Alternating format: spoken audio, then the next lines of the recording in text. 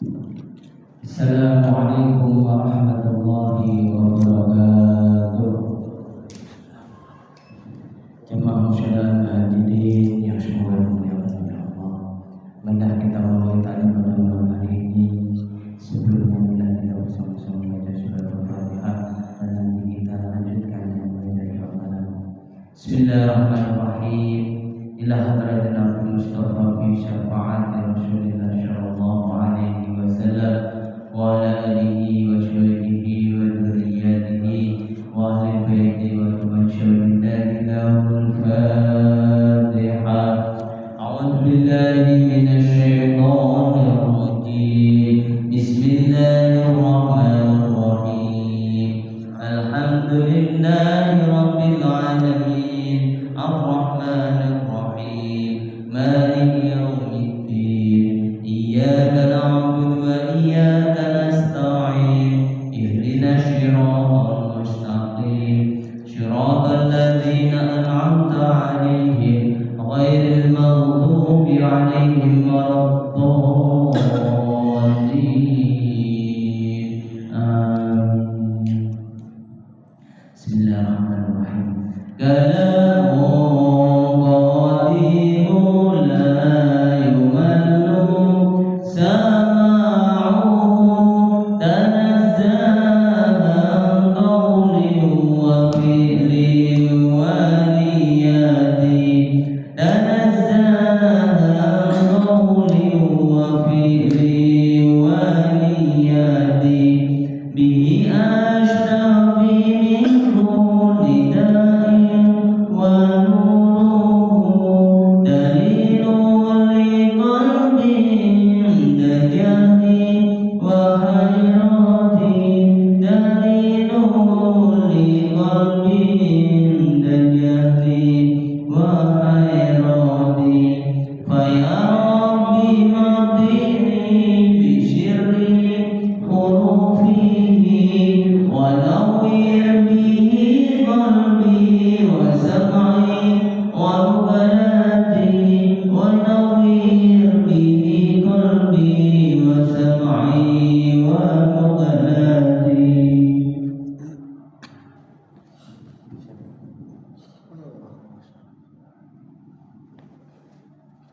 Assalamualaikum warahmatullahi wabarakatuh. Waalaikumsalam warahmatullahi wabarakatuh. Alhamdulillahilladzi ja'alana minan nasihin wa akramana min ulama'i rasihin. Wassalatu wassalamu ala man nasrahu dinuhu adiyana al-kafarati wa tabi'in wa ala alihi wa ashabihi alladhina kanu bitamasuki sari'ati sholihin. Qala Allah ta'ala fi kitabihil karim. Bismillahirrahmanirrahim. In aqsamtum bi anfusikum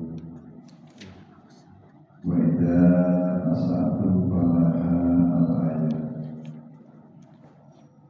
Sadaqallahul azim wa sadaqa rasulun nabiyyul karim wa nahnu ala dzalika minas syahidin wa syakirina walhamdulillahi rabbil alamin. Amma ba'du. Hadirin jamaah salat maghrib yang sama-sama dirahmati Allah. Puji dan syukur marilah kita panjatkan kehadirat Allah Subhanahu wa ta'ala. Bersyukur malam hari ini kita masih diberikan nikmat sehat, masih diberikan nikmat panjang umur. Semoga dengan kenikmatan-kenikmatan yang terus Allah berikan kepada kita, jiwa kita semakin ingat kepada Sang Maha Pemberi nikmat yaitu Allah. Semakin kita ingat kepada Sang Maha Pemberi nikmat, disinilah jiwa kita semakin senang menyebut-nyebut namanya. Semakin kita senang menyebut-nyebut namanya, maka akan semakin tertanam rasa cinta kita kepada Allah. Kalau sudah tertanam rasa cinta kita kepada Allah, pasti wal amalu bittaati, kita ingin selalu mengamalkan, kita ingin selalu menggunakan kenikmatan-kenikmatan yang Allah berikan kepada kita. Kita ingin melakukan atau menggunakannya untuk ibadah kepada Allah. Maka orang-orang yang selalu menggunakan kenikmatan yang Allah berikan dalam hidupnya untuk ibadah kepada Allah, dialah hakikatnya orang-orang yang bersyukur. Semakin kita bersyukur kepada Allah, maka jiwa dan batin kita akan semakin ingat kepada Sang Maha Pemberi nikmat, yaitu Allah. Semoga kita semua tergolong orang-orang yang selalu bersyukur kepada Allah. Amin. Dalam keadaan apapun, dan setiap jiwa kita, baik jiwa kita sedang bahagia maupun sedang tidak bahagia, tetap kita harus bersyukur kepada Allah. Salawat ma'asalam semoga senantiasa tercurahkan kepada junjungan kita Nabi Agung Muhammad Sallallahu Alaihi Wasallam, juga kepada keluarga, para sahabat, dan juga umatnya yang senantiasa mengikuti ajarannya hingga yaumil qiyamah. Hadirin hadirat Allah sekalian, melanjutkan pertemuan yang lalu, ikfir wujudaka fil ardil khumuli fama nabata mimma lam yudfan la yatimu nitajun. Kata Syekh Ibnu Athaillah, kuburlah wujudmu, kuburlah keagungan yang ada di dalam dirimu. Fil ardil khumuli, selama kita berada di bumi yang kumul, di bumi yang sunyi. Fama nabata mimma lam yudfan, diibaratkan orang yang menanam pohon. Ketika kita punya pohon, kemudian pohon itu tidak dikubur atau tidak ditanam, ya layatimu mimma layatimu nitaju, sesuatu atau pohon yang tidak dikubur atau dikubur ditanam, maka tumbuhnya itu layatimu tidak sempurna, tidak baik. Begitu juga di dalam kehidupan kita. Kalau kita hidup terus-menerus tidak mau mengubur keagungan yang ada di dalam jiwa kita, maka yang tumbuh di dalam hati kita adalah sesuatu layatimu yang tidak sempurna. Apa sesuatu yang tidak sempurna? Yang ada dalam hati kita, yang muncul, yang tumbuh itu adalah selain Allah. Tapi kalau kita mau berusaha menjadi hamba, kata Syekh Ibnu Athaillah, ibn wujudaka, mau mengubur keagungan yang ada di dalam diri kita, maka yang tumbuh adalah sesuatu yang mana sesuatu itu nanti hilang, yang ada adalah yang menciptakan sesuatu, yaitu Allah. Dan orang yang selalu berusaha untuk mengikat atau al-mujahidu man jahada hawa, dia akan senang tafakkur. Baginda Rasul ketika diangkat menjadi Rasulullah Nabi Muhammad usia 40 tahun, beliau menerima wahyu surat Al-Alaq ayat 1 sampai ayat 5. Iqra bismi rabbikal ladzi khalaq. Iqra, bacalah. Rasulullah ketika menerima wahyu diterima oleh baginda Rasul melalui malaikat Jibril, dari Allah melalui malaikat Jibril, yang beliau hafal Al-Quran yang diturunkan oleh Allah melalui malaikat Jibril, dan beliau senang membacanya. Maka qira'atul Quran, bacaan Al-Quran, ayat qauliyah yang Allah turunkan kepada Rasulullah. Karena sesungguhnya Al-Quran yang kita baca kelak itu menjadi syafi'an, menjadi penolong, menjadi syafa'an kelak di hari kiamat. Bahkan bukan hanya hari kiamat, orang-orang yang sedang membaca Al-Quran itu akan diterangkan jiwanya, diterangkan qalbunya oleh Allah.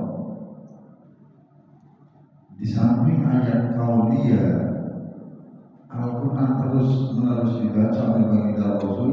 Rasul pun membaca ayat qauliyah dengan mengamalkan apa yang beliau baca, yaitu Al-Quran.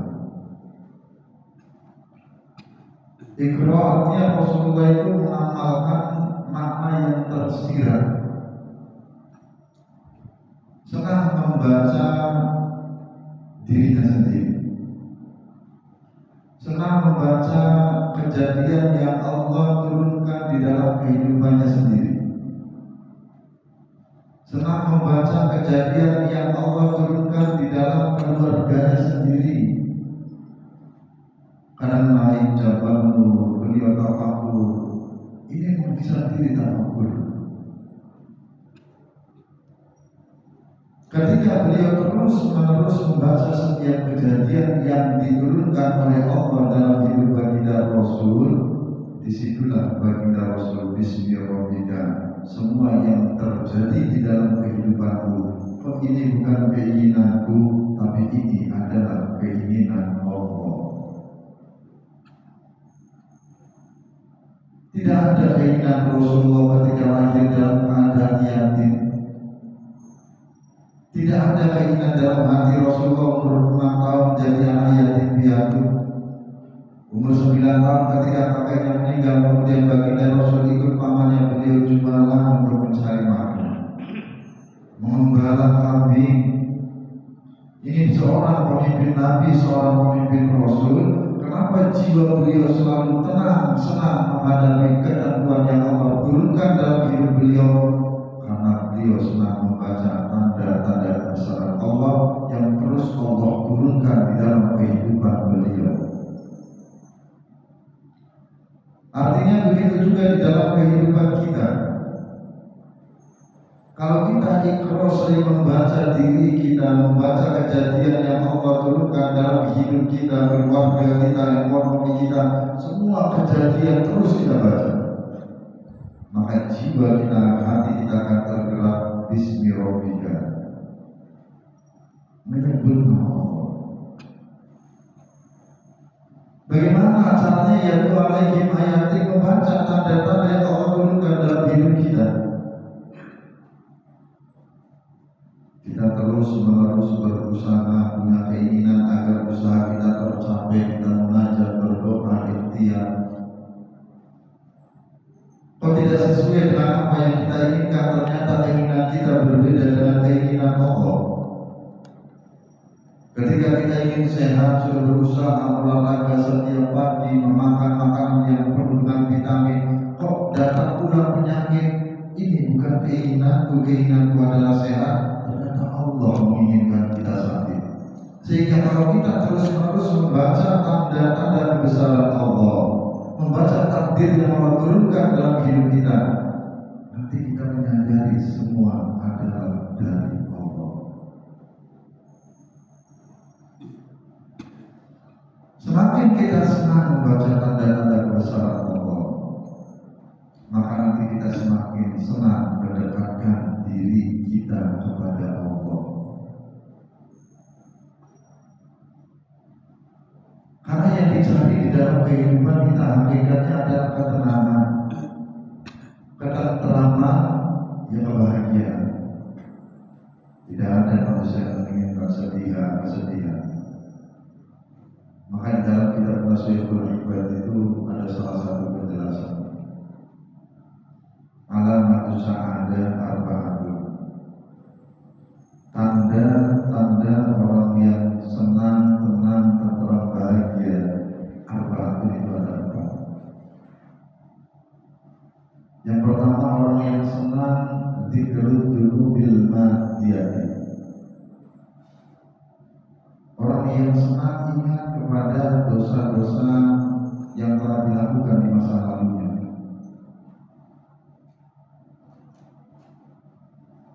Sehingga ketika ia ingat akan dosa-dosanya, tergerak jiwanya ingin selalu beristighfar kepada Allah, mengakui kesalahannya, bahwa kita itu tempat salah, bahwa diri kita itu tempat dosa. Jangan menjadi hamba yang terus-menerus berbuat dosa, tapi dia lupakan dosa itu, tidak mau meminta ampunan istighfar kepada Allah.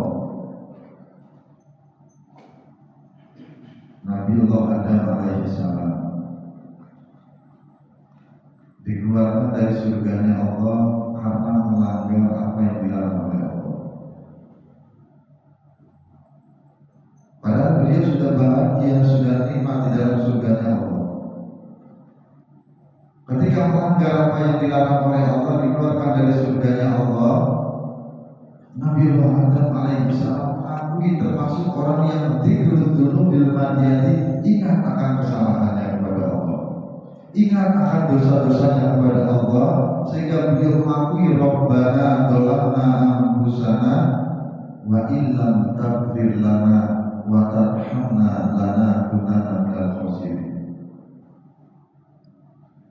Doa akan mengakui dosanya, mengakui kesalahannya.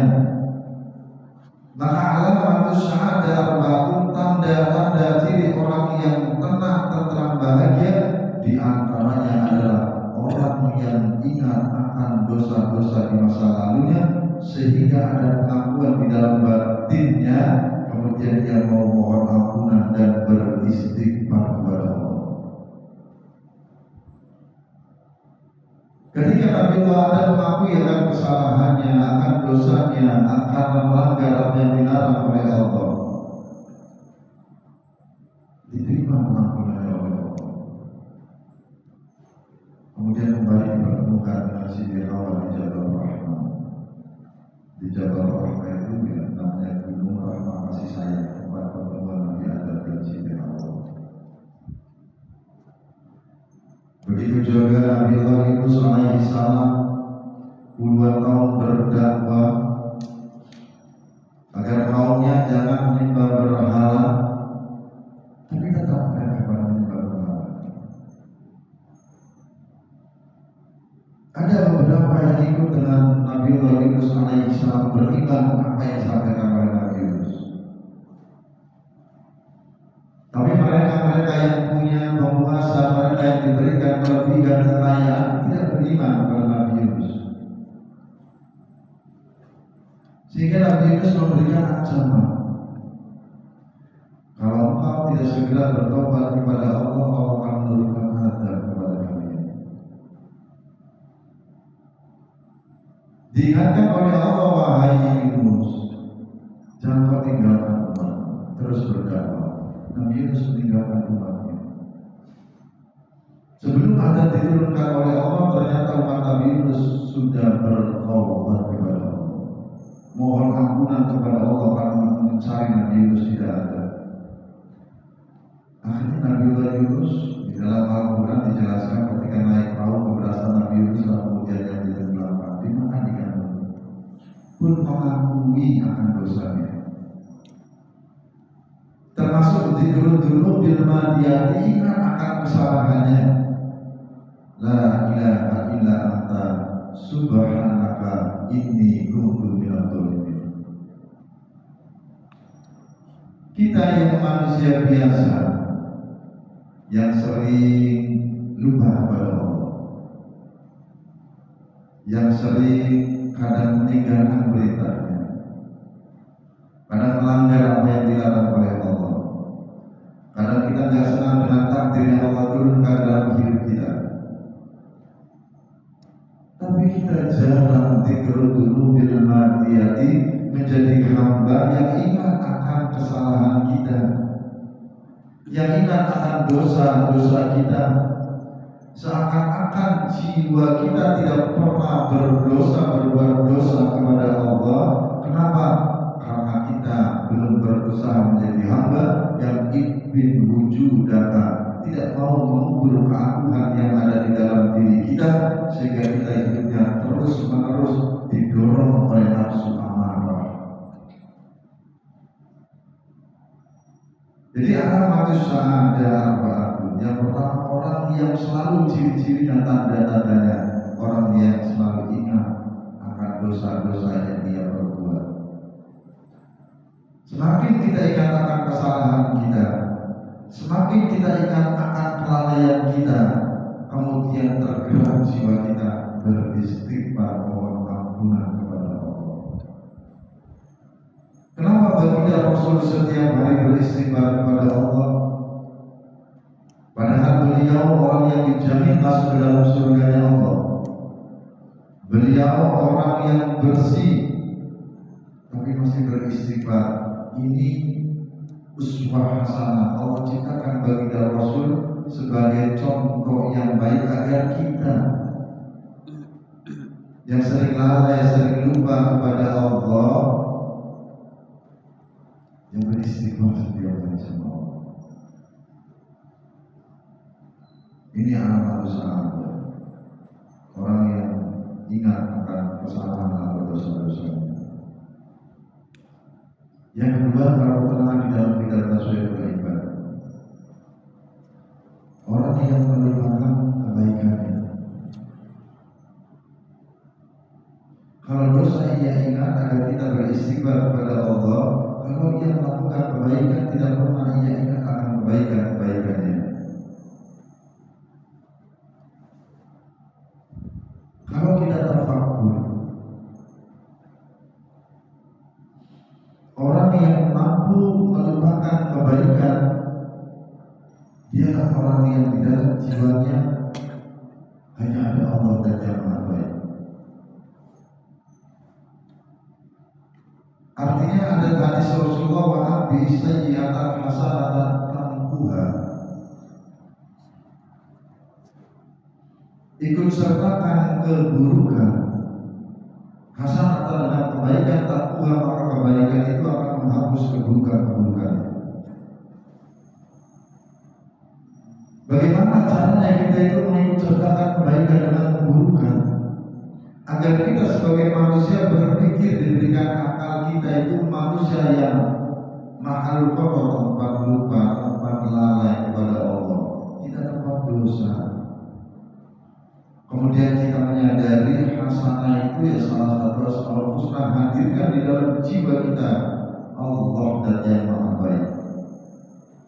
Kalau kata baginda Rasul, ya akhiru min qauli la ilaha illallah. Meniadakan Tuhan di dalam hati kita, illallah, kecuali yang ada hanya Allah. Kalau di hati kita hanya ada Allah dan Yang Maha Baik, maka tadi Tuhan, kesalahan kita, dosa-dosa kita akan dihapuskan, diampuni oleh Allah dan Yang Maha Baik. Oleh Allah dan Yang Maha Baik. Nah, orang-orang yang melupakan kebaikannya, tergerak, bisa ibadah, tergerak, bisa sedekah, tergerak, dia selalu berzikir, tergerak, membantu, walaupun linnas, menjadi manusia yang selalu memberikan manfaat kepada manusia yang lain terus menerus. Dia menyadari, saya melakukan kebaikan yang menggerakkan adalah Allah dan Yang Maha Baik. Hakikatnya kita adalah hamba yang doib, yang la haula wala quwwata illa billah. Kita tidak punya daya untuk melakukan kebaikan.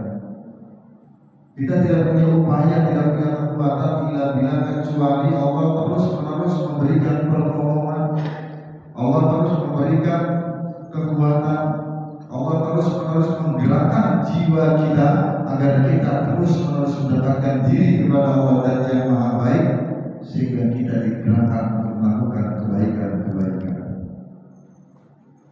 Sekecil apapun kebaikan yang kita lakukan, hakikatnya akan kembali kepada diri kita. Kata Allah, in ahsantum, apabila kalian semua melakukan kebaikan, kebaikan yang kita lakukan terus menerus, baik kebaikan ibadah kita kepada Allah, hablum minallah, maupun jelas kita berusaha selalu berbuat baik kepada saudara-saudari kita. Ya satu, maka kebaikan-kebaikan yang sudah dilakukan oleh kita semuanya li'anfusikum, hakikatnya akan kembali kepada diri kita sendiri.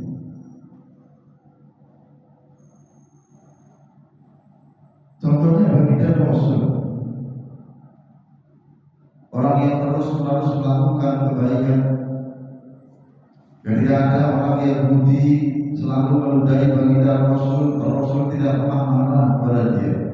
Ketika dia sakit, Rasulullah menjenguk orang yang pertama kali menjenguk dia ketika dia sedang sakit. Rasulullah ketika dicaci, dimaki, dihina, dilempari batu, malaikat Jibril datang kemudian menyampaikan, ya Rasul, apakah aku berada mereka? La ya Jibril, jangan wahai Jibril. Mereka didoakan dengan kebaikan Allah, mati qaumi fa innakum la ya'lamun. Terus menerus baginda Rasul kepada siapapun, kepada makhluk melakukan kebaikan. Kenapa? Karena apabila kata Allah kita terus menerus melakukan kebaikan, maka kebaikan-kebaikan yang kita lakukan pasti akan kembali kepada diri kita.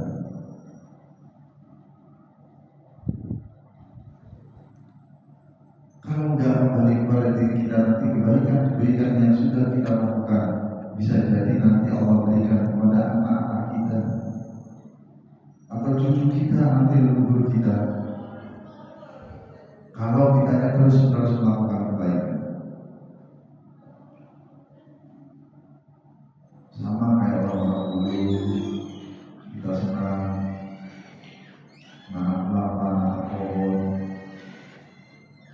pohon yang dia tanam belum sempat berbuah, meninggal duluan, yang memetik hasilnya anak-anaknya. Begitu juga dengan kebaikan-kebaikan yang kita lakukan. Maka orang-orang dulu itu senang berpuasa, senang mendekatkan diri kepada Allah. Ketika beliau meninggal dunia, kemudian anak-anaknya itu jadi anak yang soleh. Mungkin dari kebaikan-kebaikan orang tuanya dulu yang pernah dilakukan sehingga diberikan kebaikan itu kepada anak-anaknya. Ini aksantum di anfusikum. Apabila kalian semua kata Allah melakukan kebaikan, maka kebaikan-kebaikan yang sudah kalian lakukan itu akan kembali kepada diri kalian sendiri. Begitu juga dengan waidah asakum, paham. Ketika seseorang melakukan sesuatu yang tidak baik, sesuatu yang buruk, paham, maka sesuatu yang tidak baik itu hakikatnya akan kembali kepada dirinya sendiri. Kembali kepada orang yang melakukannya. Kita nggak senang sama orang, kemudian mendoakan orang tersebut yang tidak baik, mendoakan yang tidak baik. Ketika kita berdoa, doa kita ditolak oleh Allah, maka apa yang kita minta untuk orang itu akan kembali nanti kepada diri kita. Maka disinilah kata Allah yang mungkin aksantum yang musibah.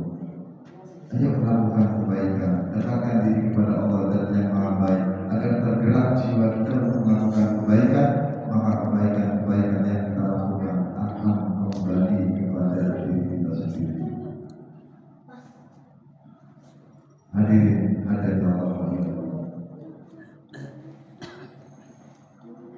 Jadi tanda-tanda orang yang terus-menerus diberikan kebahagiaan, ketenangan, ketentraman jiwanya. Yang pertama hati orang yang selalu ingat dengan dosa-dosa yang lalu yang sudah ia perbuat, mengakui dosanya, sehingga dia mau beristighfar atau mohon ampunan kepada Allah. Yang kedua, orang yang melupakan kebaikan-kebaikannya. Kalau kita masih bangga diri dengan kebaikan yang kita lakukan, bangga diri dengan apa yang kita perbuat memberikan manfaat misalnya kepada orang lain, justru kebanggaan ini akan memunculkan tabilayatimu nitajuhu, muncul sesuatu yang tidak sempurna di dalam hati kita, namanya penyakit ujub. Maka disinilah orang yang tenang tentang jiwanya, dia selalu melupakan kebaikan. Terus apalagi yang ketiga, tanda-tanda atau alamat syahadah, alamat orang yang bahagia, tenang dan tentram. Dia selalu melihat orang lain dalam urusan agama, dalam urusan ibadah. Dia selalu melihat orang yang lebih tinggi ilmunya, lebih baik ibadahnya dibanding kita. Ketika ada orang yang istiqomah, saudara kita, tetangga kita istiqomah, sholat jamaah istiqomah, puasa di Senin Kamis istiqomah, zikir istiqomah, sedekah, tergerak jiwa kita selalu melihat dia, sehingga ada rasa cemburu iri, kenapa saya tidak bisa seperti dia? Makannya sama, semuanya sama, kenapa saya tidak bisa ibadah seperti dia, istiqomah seperti dia? Kemudian tergerak jiwanya. Ini alamat syahadah. Jadi kalau untuk urusan agama, ilmu, ibadah, dia selalu melihat orang yang lebih rajin, orang yang lebih istiqomah, sehingga jiwanya itu ada rasa ingin seperti beliau, sehingga tergerak hati-hati. Jangan urusan agama, urusan ibadah, urusan menuntut ilmu, selalu melihat orang yang tidak pernah melakukannya, sehingga dia terbawa nanti malas untuk ibadah kepada Allah, malas untuk melakukan kebaikan-kebaikan. Jadi lihat fauqa, orang yang ada di atasnya. Ini tanda-tanda syahadah, tanda-tanda orang yang mendapatkan ketenangan, ketentraman atau kebahagiaan. Makanya di sini Rasulullah selalu tenang, syahadah, selalu bahagia. Ternyata beliau senang membaca tanda-tanda kebesaran Allah, baik yang Allah datangkan dalam hidup beliau, baik beliau senang melihat alam semesta, sehingga beliau itu senang melihat jabal bergunung, senang di Gua Hiro, di Jabal Nur, senang di Jabal Sur, senang. Ketika kita berada di ketinggian di atas gunung melihat alam semesta, kita itu merasa bukan siapa-siapa. Disitulah baginda Rasul tentang sifat tawadhu. Ketika melihat alam semesta yang begitu luas, yang begitu indah, jiwanya itu semakin ingat kepada Sang Maha Pencipta. Ketika beliau jatuh alaihi ayati, membaca tanda-tanda atau takdir yang Allah turunkan dalam hidup beliau, beliau itu semakin cinta kepada Allah.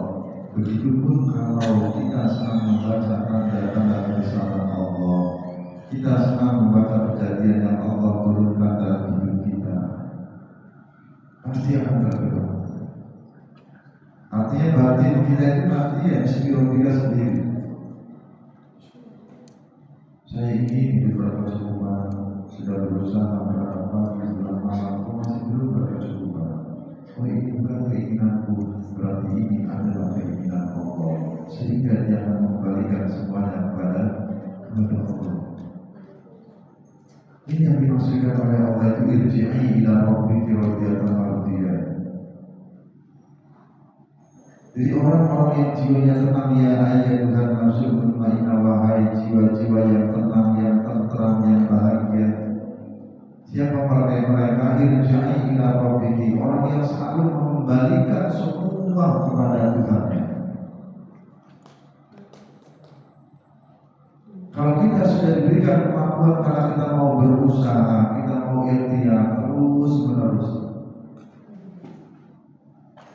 nanti kita menyadari Allah khalaq, Allah yang menciptakan, Allah yang telah menjadikan, Allah yang telah menakdirkan kita hidup dalam keadaan seperti ini.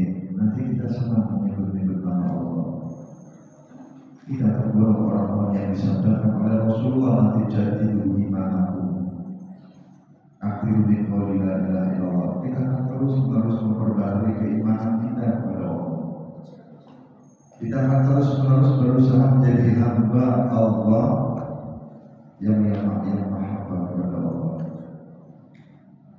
Jadi tanda-tanda orang yang bahagia, yaitu orang yang ketiga itu adalah orang yang selalu melihat untuk urusan agama, ibadah, takwa kepada Allah, itu orang yang di atas kita, agar kita tergerak dan kita bisa melakukan hal seperti orang tersebut. Ini tanda-tanda syahadat. Lihat saudara kita rajin baca Al-Quran, kenapa kita tidak bisa tergerak kita baca Al-Quran? Lihat saudara kita yang ahli senang sedekah, senang zikir, kenapa kita tidak bisa tergerak untuk melakukannya? Melihat saudara kita yang senang setiap ada majelis ilmu istiqomah datang, dia selalu istiqomah, kenapa kita tidak bisa tergerak kita datang di majelis ilmu? Ini tanda-tanda orang yang tenang jiwa, tanda-tanda orang yang tenang dan bahagia hatinya. Dan yang terakhir itu yang keempat, tanda-tanda orang yang tenang bahagia. Kalau melihat urusan dunia, dia selalu melihat orang yang di bawahnya. Ini urusan dunia, sehingga dia selalu bersyukur kepada Allah. Jangan sampai kita terus menerus jiwa kita itu tadi tumbuh sesuatu yang tidak sempurna, tumbuh penyakit-penyakit hati, penyakit hasud, penyakit takabur, ujub, penyakit-penyakit ini yang selalu membuat jiwa kita itu tidak menerima kepada Allah, tidak menerima takdir Allah, dan dia tidak mau membaca, termasuk tidak mau iqra tidak mau membaca kebesaran Allah, tidak mau membaca takdir yang Allah turunkan dalam hidupnya, sehingga jiwa itu tidak pernah menyebut nama Allah. Kalau tidak pernah menyebut nama Allah, ya artinya akan dihinggapi tadi mimma atau mama abada mimma lam yunfa la yatimu bitajub. Tidak mau berusaha untuk mengumpulkan keagungan. Kalau kata baginda Rasulullah, tidak mau jihad untuk mengikat ataupun mengendalikan hawa nafsunya. Kalau manusia itu mau mengendalikan, berusaha mengendalikan hawa nafsunya, dia termasuk jihadul akbar, jihad yang besar.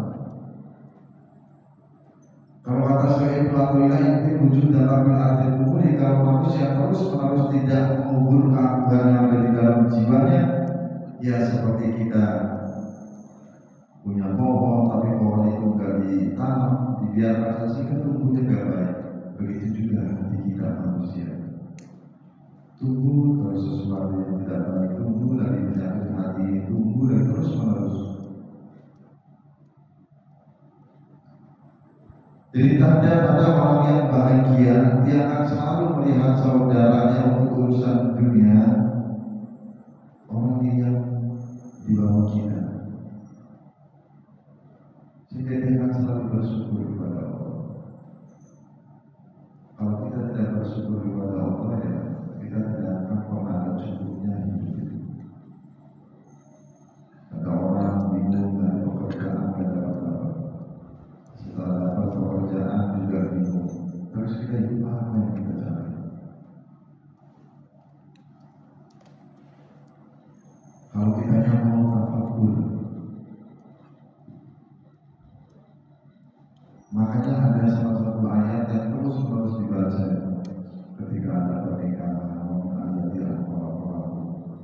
Yang ujungnya tetap inna fi dzalika ayatin liqaumin yatafakkarun. Sesungguhnya itu semua itu bagi orang-orang yang mau tafakur, baca ayat-ayat Allah. Pernikahan itu tujuannya kita semua agar mereka hidupnya tenang, tentram, bahagia. Coba kita berpikir setelah rumah tangga kita banyak bahagia, apa kita banyak khawatir? Kita banyak tenang, tentram, apa kita banyak takut yang akan ada? Terus kita bertafakur, berpikir yang salah itu tidak berulang. Agar kita menjadi menjadi hamba, inna fi dzalika laayatin liqaumin yatafakkarun. Kok di dalam kenyataan banyak orang yang khawatir setelah pernikahan, orang yang takut dengan keadaan. Padahal ada makna yang tersirat setelah ditasykur. Mawaddah warahmah, cinta kasih.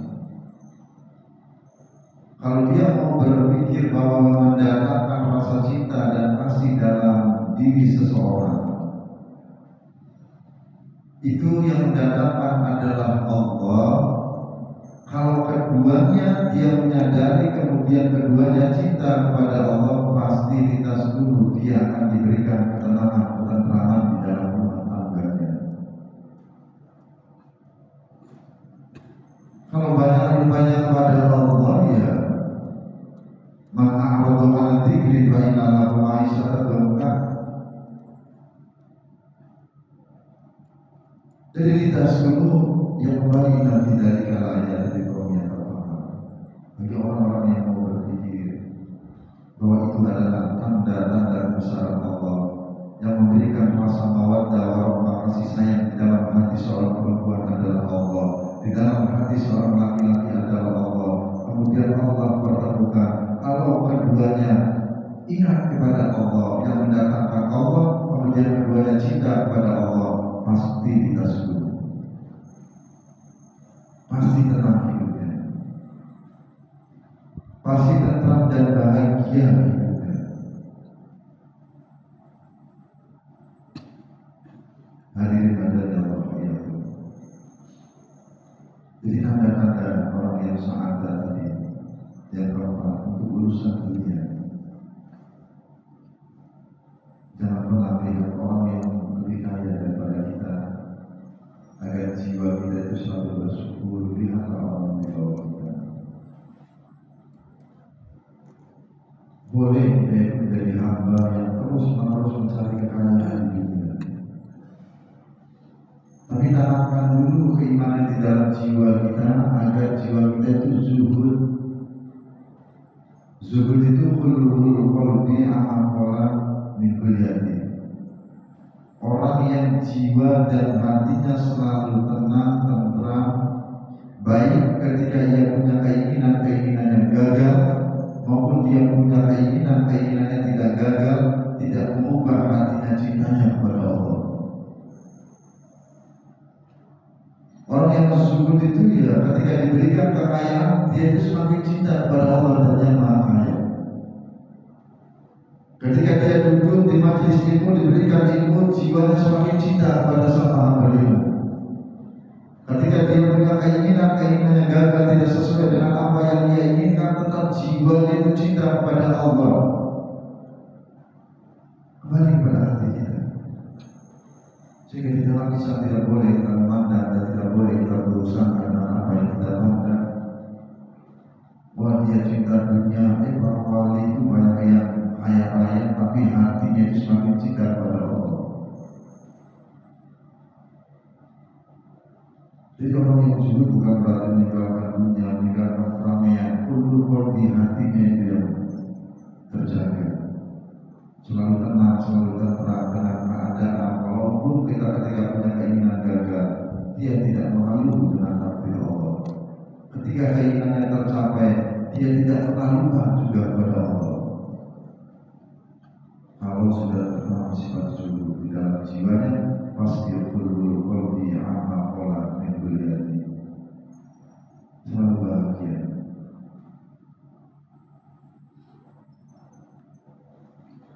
Dan kita diciptakan oleh Allah itu untuk ibadah. Sedangkan kata Imam Al-Ghazali, cara ibadah wa tariquha, jalan untuk ibadah kepada Allah itu sangat banyak. Kalau kata Syekh Ibnu Athaillah dalam kitab hikamnya, tanawwa'at ajnasul a'mali tanawwu'i walidatil ahwali. Tanawwa'at macam-macam, ajnasul a'mali jenisnya amal, jenisnya ibadah. Karena macam-macam jenis ibadah kita. Disinilah Imam Al-Ghazali di dalam kitab Minhajul Abidin, amal ibadata samratul ilmi, sesungguhnya ibadah itu buah daripada ilmu. Maka kita sebagai umat Rasulullah diwajibkan untuk menuntut ilmu agar setiap gerak kita, setiap tergeraknya langkah kita, agar kita dicatat oleh Allah sebagai ibadah.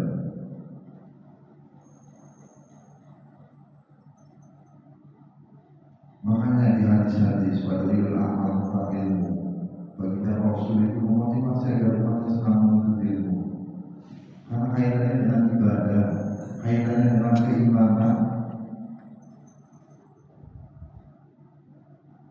kaitannya dengan ibadah dan keimanan. Rasulullah sallallahu alaihi wasallam ilman sallallahu alaihi wasallam. Barang siapa yang berusaha terus menerus mencari ilmu, terus menerus, ya sahabatullah tariqul ilal jannah, maka Allah akan mudahkan dia jalan menuju surga. Dimudahkan oleh Allah.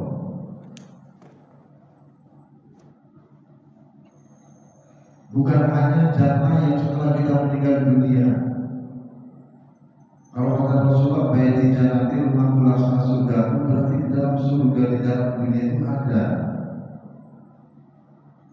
ya jannah. Nanti orang-orang yang hidupnya tenang, hidupnya tenteram, bahagia, karena dia selalu bersandar kepada Allah. Motivasi lagi Rasulullah menuntut ilmu itu lebih baik duduk sesaat di majelis ilmu daripada kita yang mau orang yang sakit. Ini agar umatnya itu senang menuntut ilmu. Semakin diberikan ilmu, semakin diberikan pengetahuan oleh Allah, kita itu semakin jiwa kita itu merasa bodoh. Ternyata ilmunya Allah sangat luas. Kita itu orang yang bodoh, sehingga tergerak kita selalu senang berada di majelis ilmu. Karena tadi kaitannya amal ibadah sama ilmu.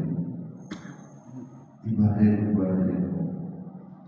Kalau kita sudah diberikan ilmu, diberikan pengetahuan, kalau kita lihat sejarah yang kembali, manusia yang pertama diciptakan Nabi Adam. Ketika Nabi Adam diciptakan, apa yang pertama kali dilakukan oleh Allah? Ilmu. Diberikan pengetahuan, diberikan ilmu oleh Allah, diajarkan ilmu oleh Allah. Oleh karena mudah-mudahan kita selalu istiqomah duduk di majelis ilmu. Dan mudah-mudahan kita selalu digerakkan oleh Allah untuk terus-menerus melakukan kebaikan dan semakin senang untuk ingat Allah dan yang Maha Baik, sehingga kita mendapatkan sa'adah, kebahagiaan dalam hidup kita, ketentraman di dalam rumah tangga kita, dan semakin usia kita diberikan panjang umur oleh Allah, kita lebih senang kemudian mendekatkan diri kepada Allah. Mungkin ini saja yang saya sampaikan. Mudah-mudahan diri dapat mengerti hikmahnya. Mari kita sama-sama belajar dan berdoa kepada Allah. Semoga kita jadikan hamba dan selalu istiqomah iman kita, istiqomah keyakinan kita, istiqomah dalam keadaan apapun kita selalu bertakwa kepada Allah. Al-Fatihah. A'udzubillahi minasyaitonir rajim. Bismillahirrahmanirrahim. Alhamdulillahirabbil alamin arrahmanirrahim maliki yaumiddin. Iyyaka na'budu wa